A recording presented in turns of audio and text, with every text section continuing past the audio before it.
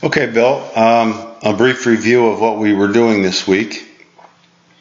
And I want you to feel that once you start to feel that you're more connected to the arms and the body, and we get more control of the club face as you go along, I think you're going to develop a lot more consistency, and that consistency would come by way of a draw, which will probably be your go-to shot going down the road here.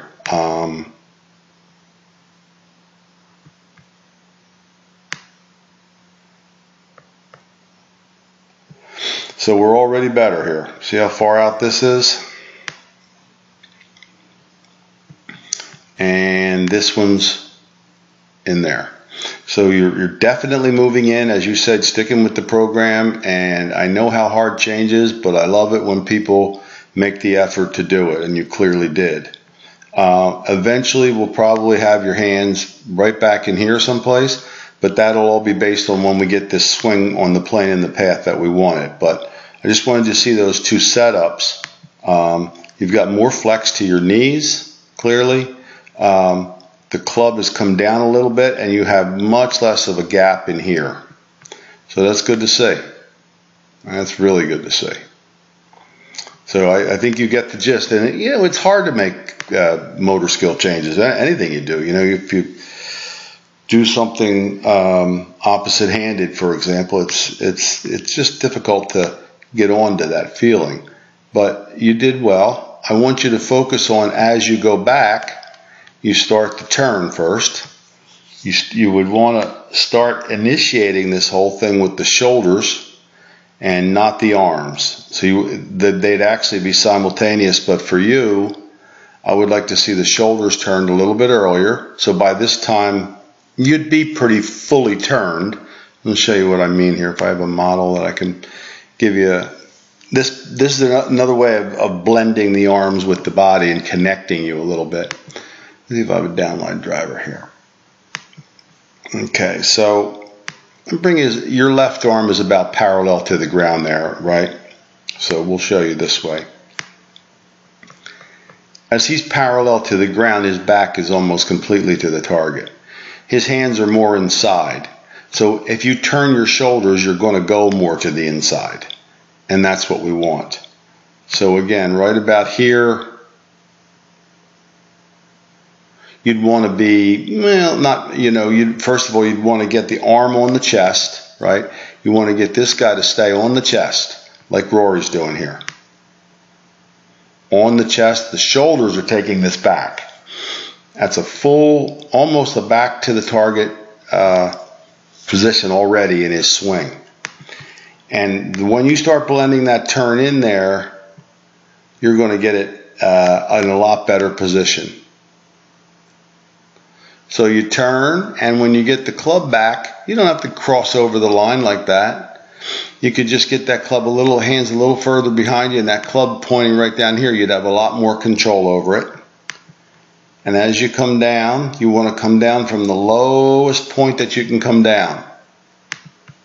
He'll show you that right here. This would be the goal to work with.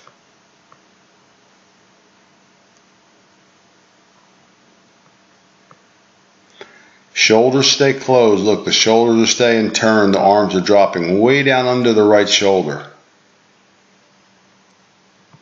Just keep playing this over and over again for yourself. Way down under the right shoulder, coming from the inside, releasing the hands. You did that several times this week. And there's what we're trying to avoid, is getting that club, for both for you and Amy, that far out, away from the body. So we want to close this gap as much as possible for power and consistency. Therein lies your swing issue, your biggest swing issue, and also the biggest swing issue of most people that I teach. So the hands and arms and club are kind of out there all by themselves right now, disconnected from the body. But we did get a little more connected as the week went on. So you're going to practice with that head cover I was talking about under your left arm. Now, if he had a head cover under his left arm, at no point would it fall out. It's that tight.